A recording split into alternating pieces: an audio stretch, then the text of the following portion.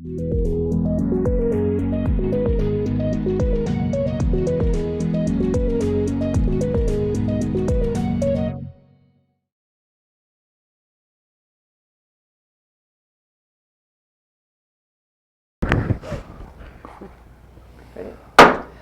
to order this meeting of the Village of the Corporation of Ashcroft for Monday, April 26, 2021.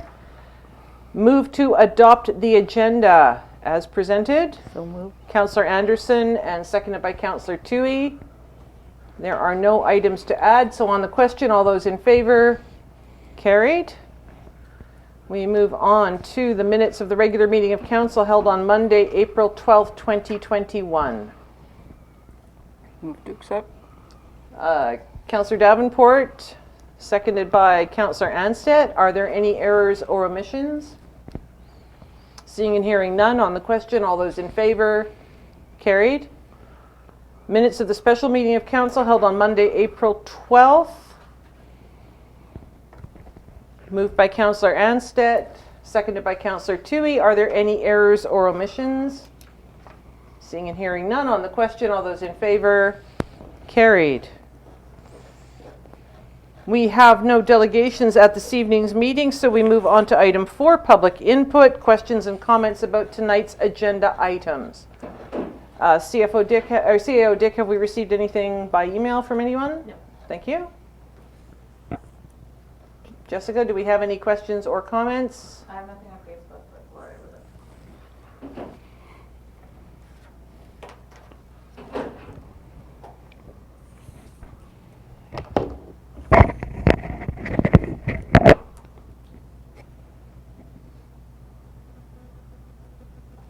Hello, Gloria.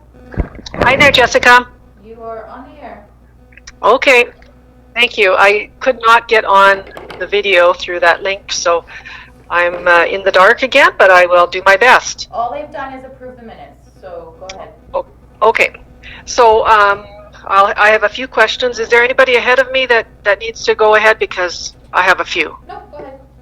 Okay, so with regard to approval of the minutes 2.1, I'm just a little bit concerned that council is allowing motions to die on the floor. I've seen this now 3 times where there hasn't been a seconder, and not that I agree with any of the motions that have died on the floor, maybe one I have agreed with, but this is really quite an affront to democracy, I feel. I know you're following Robert's Rules of Order, that's not the question. It's that you're not allowing councillors who may have prepared quite a bit in order to bring that motion, and there's no discussion, no debate, it's just cut off. And I have a feeling that people, the councillors, are afraid of not having, of voting against a motion and not being unanimous. And I just want to ask that the mayor, you know, if there hasn't been a seconder, that somebody second it and at least get the conversation going, because dying on the floor, that's not good. Okay, thank you. I'd like to address that then, please. That is a perfectly recognized and approved mode of operating. It is actually not considered to be best practice to move a motion simply. If you are disagreeing with it, it is not considered best practice to move that motion simply to get the discussion on the table. If a councillor feels particularly strongly about a particular motion that they've brought forward, they can ensure that it gets onto the floor. So it is not any kind of affront to democracy. It is running a council meeting in the way that has been approved by the Community Charter, the Local Government Act, and by Robert's Rules of Order. Yeah, well, I disagree with it. I think that you should allow people to discuss and debate. Anyway, we'll carry on, because Robert's Rules of Order, of course, excuse me, Councillor Toohey has her hand up. Councillor Toohey? Thank you, Mayor Roden. Just on that subject, I have no problem speaking my mind, and that only leaves 3 other councillors here that I don't think are afraid of our Mayor Roden. Thank you very much. So I don't think that is a problem. Okay, thank you very much. Next comment or question? Okay, I can't hear very well, but I think I heard Nick's comment. 5.1, again, the working group, you already heard my concern about the working group membership. This is with regards to the enforcement officer, I believe, this 5.1. And I was under the impression, maybe you can clarify, that working groups can only make recommendations, just like select committees. They cannot make motions. They cannot conduct the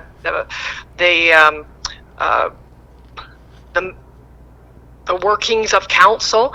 And this one, it concerns me a bit because in the outline it says that you have the power to approve expenditures, and I thought, or at least I was under the impression, that all financial dealings had to go through council approval. Maybe you can clarify that for me.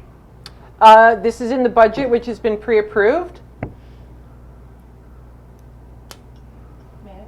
Yes, certainly, and then CEO Dick, please feel free to elaborate. Just turning on the microphone. Yes, so Council approved the budget for Ashcroft's work portion of the Intercommunity Bylaw Enforcement Officer Working Group. So any of the expenses that we spend were pre-approved in that budget notice that came to Council last year when all three communities agreed to move forward with the program. Okay, thank you very much. Next question. 6.1, the development procedurals bylaw. I am just a little bit concerned. Again, not concerned. I guess I would like some clarification as to Urban Systems has already been engaged with this, and I just want to know a ballpark figure, how much to redo this particular bylaw. The specifics sound like quite a list, and I'm concerned about one of the comments that the development procedure bylaw, which is outdated, and I agree, it's 1989, but how does it hinder development? It's the most simplest bylaw I have seen and the easiest to understand. Okay, thank you very much. CEO Dick? So Urban Systems was the engineering firm that rewrote the OCP and the zoning amendment and the servicing subdivision bylaw.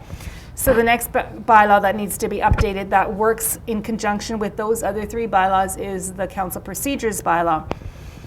The province did a review looking at streamlining procedures for development throughout the province, because it's a real delay.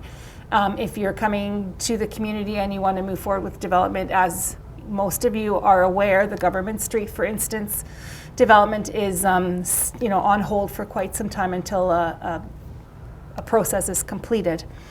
So it was during a Zoom meeting with the representatives from Urban Systems, we knew that this grant funding opportunity was available, and we felt rather than just completing the subdivision servicing development bylaw and developing a guide for that, we thought this was an ideal opportunity to apply for the grant funding, which is 100% funded, and develop an online platform that just speeds up processes for development. I totally agree with you that the bylaw 500, the current procedures bylaw, is very easy to read, and I don't want to complicate the bylaw. We want to keep it simple. The problem is people look at the bylaw and think it's simple, but the processes are so long and they drag out. So we want to provide some clarity and some real timelines and information to the potential developers so that they walk in knowing exactly what to expect. We're going to look at what other communities are doing, and hopefully, and I think that's the intent of the province, is that developments are streamlined and similar in each community, so that if we have a developer coming here, for instance, and also going to 100 Mile, the process and timeline will be similar, and that's the intent of this grant application. Thank you very much. Okay. CFO Bala.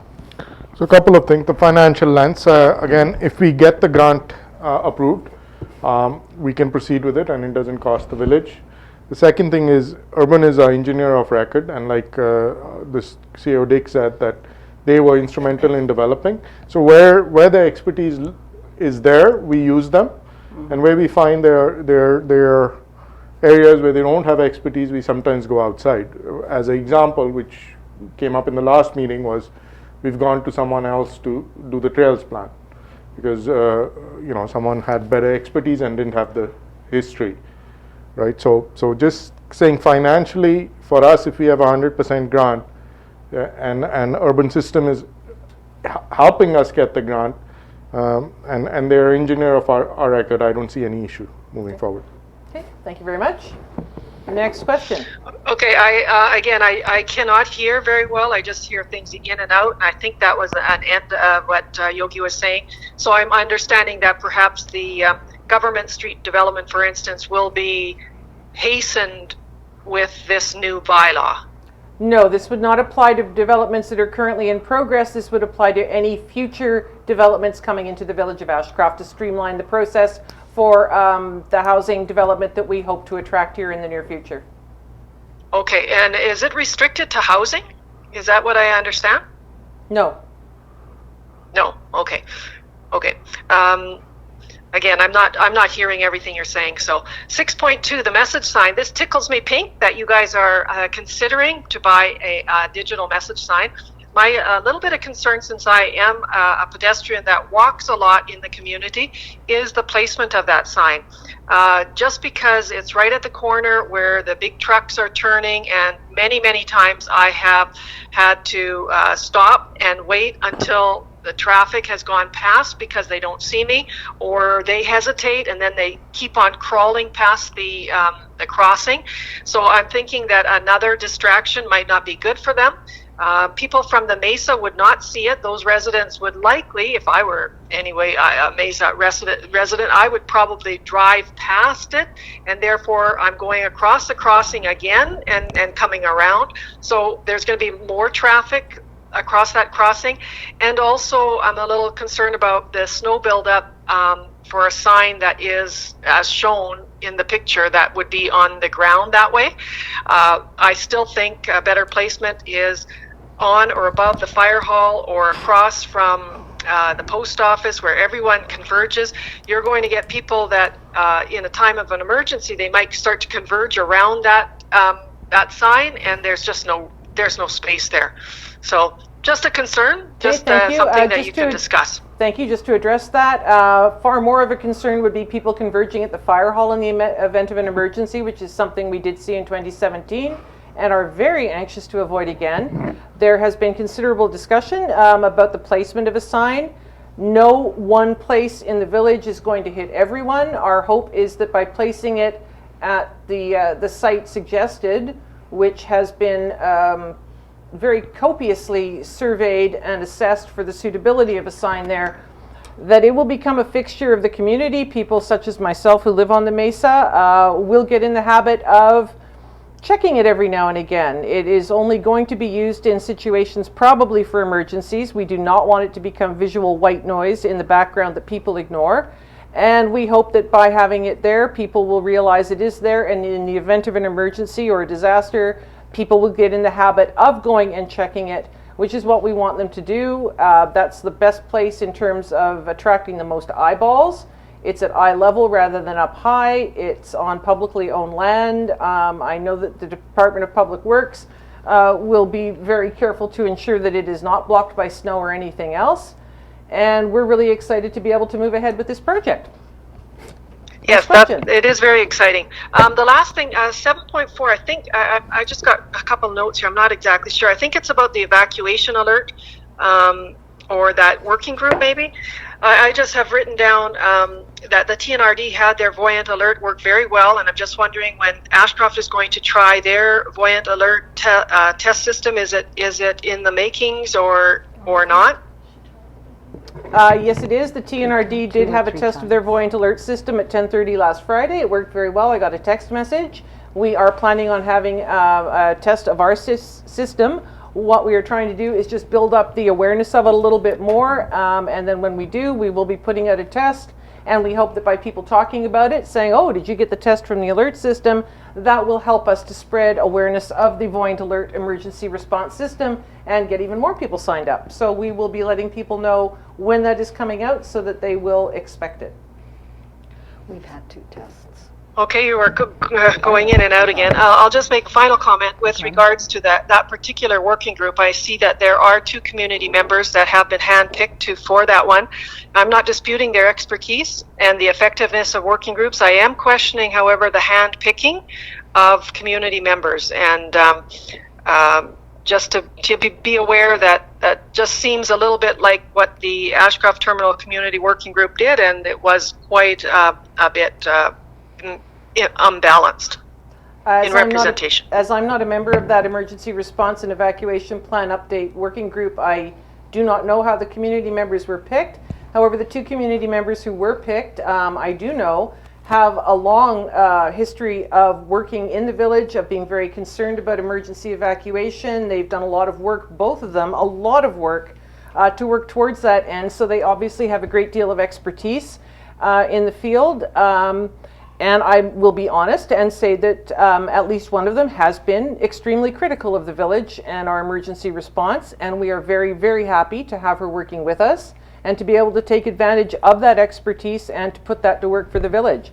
As I said in my earlier presentation, every working group is going to choose its committee members differently. So look forward to how the process unravels, or not unravels, how the process, we hope it doesn't unravel. We look forward to how the process rolls out over the next few months. Working groups are very new, very innovative, and we're very excited to be taking part in them. Thank you. I'll sign off. All right, thank you very much. All right, we move on to bylaws, and we have item 5.1, Intercommunity Bylaw Enforcement Bylaw number 842 on pages 8 to 11 of your agenda. What is council's pleasure on this item?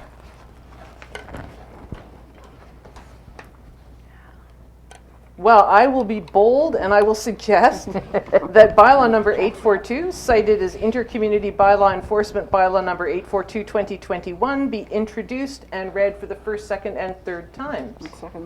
I have a multitude of people to choose from, so I'll go with Councillor Anderson as the seconder for that motion. Do we have any comments on this bylaw? No? All right, very straightforward. Every time we do something like this, it gets us one step closer to the bylaw officer, so very happy about that. Seeing no comments or questions, I will call the question. All those in favor? Carried. Thank you very much. Item 5.2, we have a report, item 6.1. We have UBCM Local Government Development Approvals Program, pages 12 to 13, and there is a staff recommendation.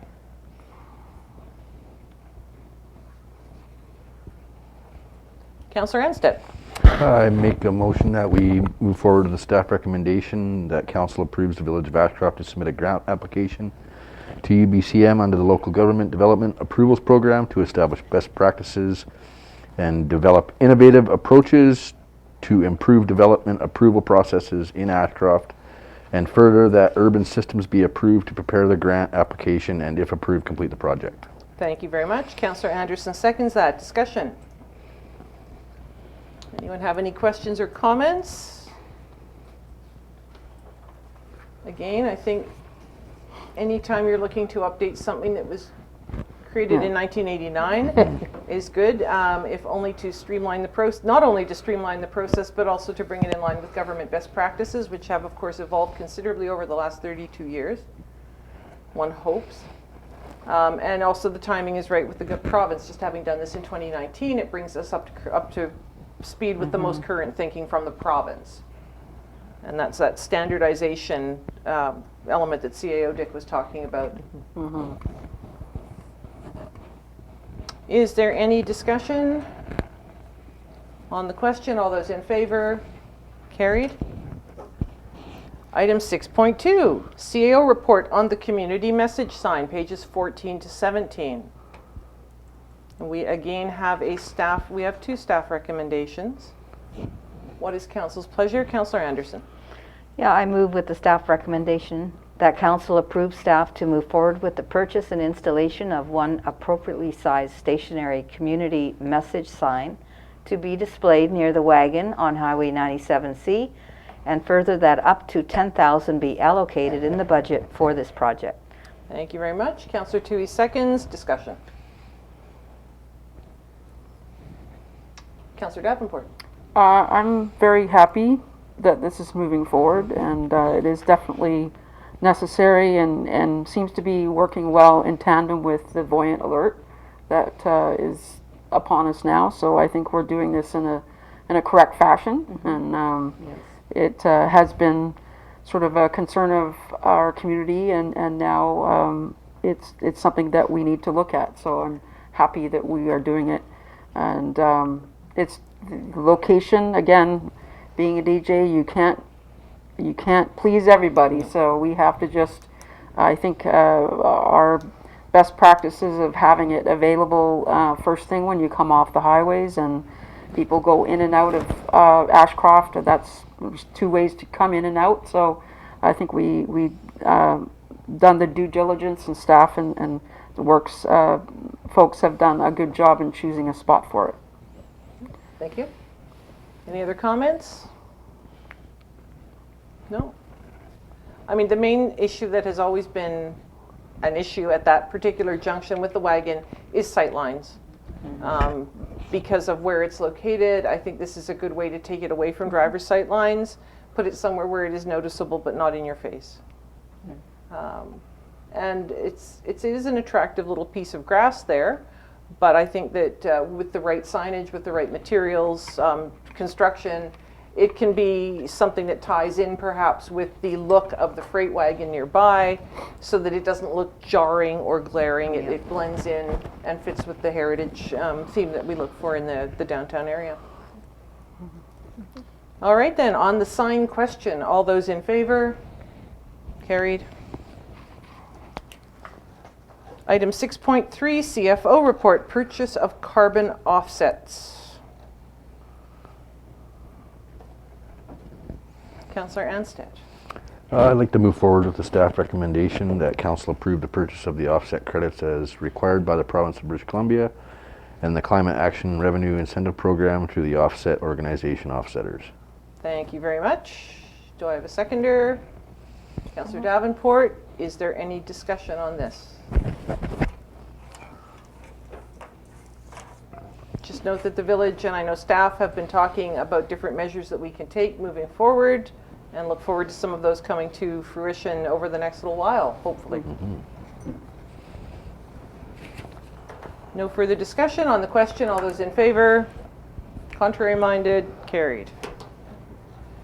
Item 6.4 for information, we have an operations update from the Director of Public Works. I would like to move that we receive for information. Second, Councillor Anderson. Thank you, Director Benowith, for the excellent report. Does anyone have any questions? You might get away. No, I took a drive around the Legacy Park the other day. It was nice to see all smoothed over again. Yep. Your Worship, just for some information's sake, the RV park is coming together quite well. Should be ready hopefully for the May 1st opening, but the 4 tent sites will be forthcoming as time permits for our crews. They're kind of getting behind in getting some of the parks up and running and stuff like this, so they'll be kind of offset a little bit for the tent sites and revisited as time permits. Great, thank you very much. Look forward to welcoming summer students, and busy summer season as always for Public Works. Is your quiet period sort of 2 days in January? January is usually pretty good sort of deal, but Depends how much it snows. no rest now. No rest now, no. All right, thank you very much. On the question then, favor? Carried. Correspondence, we have one action item, Statistics Canada request for support. Yes, there is a census coming up very soon. And I would like to move that the Village of Ashcroft resolves to support the 2021 census and encourage all residents to complete their census questionnaire. Accurate and complete census data support programs and services that benefit our community. The seconder, Councillor Toohey, thank you. Yes, a lot of funding we receive does depend on information from the census, so it is critical that as many people as possible do this. And perhaps we could take a look at some of the on materials that they've sent for promoting it and put something out in the village newsletter about the census coming up, and be sure to be on the lookout for it. Any further discussion on the question? All those in favor? Carried. And we have a number of items for information. I'd like to move that we receive and file for information. Councillor Anderson seconds that. Was there anything anyone wanted to speak to in the information correspondence? No. On the question, all those in favor? Carried. Item 8.1, unfinished business, public art policy draft schedule B maintenance plan.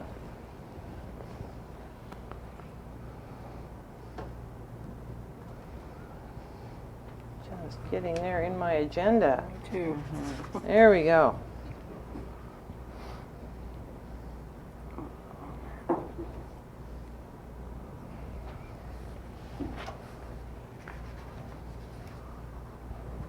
So, motion for this would be to receive for information at this stage?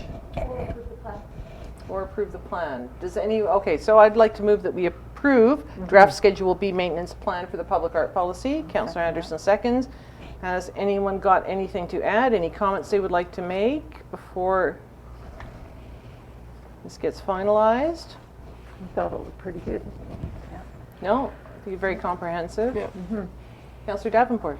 I just really appreciate staff's effort to do this, and this has sort of been on the wish list of this current council kind of since we started.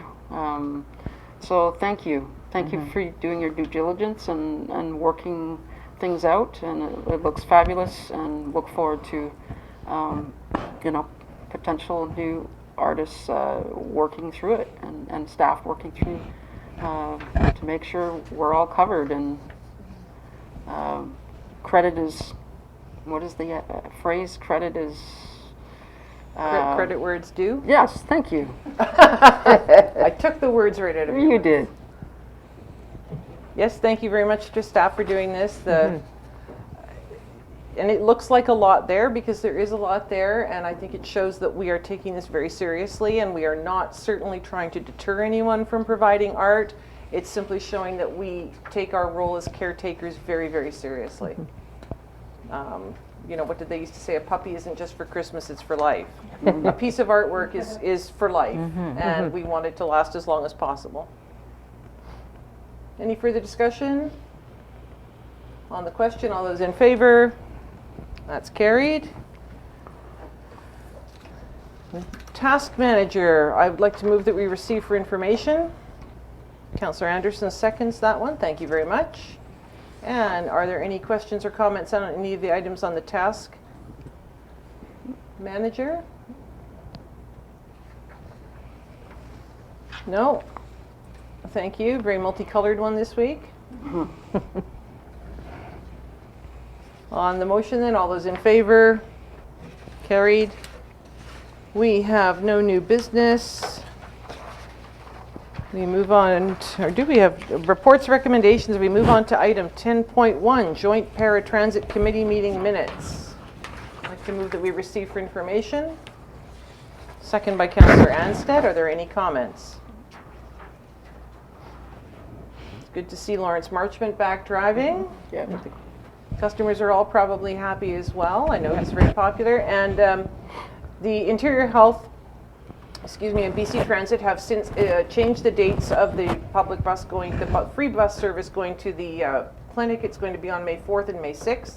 Tuesday, Thursday, the bus will run on a rotating or continual loop, starting at the fire hall in Cache Creek, coming to Safety Mart in Ashcroft, going to the hub, and then taking people from the hub back to Safety Mart and then on to Cache Creek Fire Hall, starting at 9 in the morning, going till 4 in the afternoon with a break for an hour at lunchtime. Great. So that is, so please spread the word for anyone in Ashcroft or Cache Creek. There are still spots available on May 4th and May 6th to be booked. at the COVID-19 vaccine clinic, so encourage people to book and get the free bus ride. Any further discussion? On the question, all those in favor? Carried.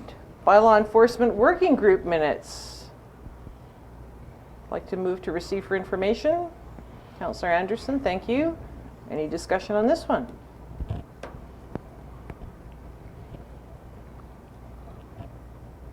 No. Thank you for the report then. On the question, all those in favor? Carried. And Emergency Response and Evacuation Plan Update Working Group Notes. Like to receive for information. Second. Second by Councillor Davenport. Any discussion on this? On the question then, all those in favor? Carried.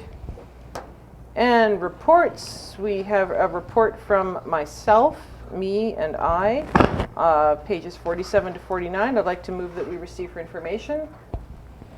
Councillor Toohey, and does anyone have any questions about anything here? No. On the question then, all those in favor? Carried. I'd like to move that we move this meeting to a closed meeting under section 90.1C Labor Relations.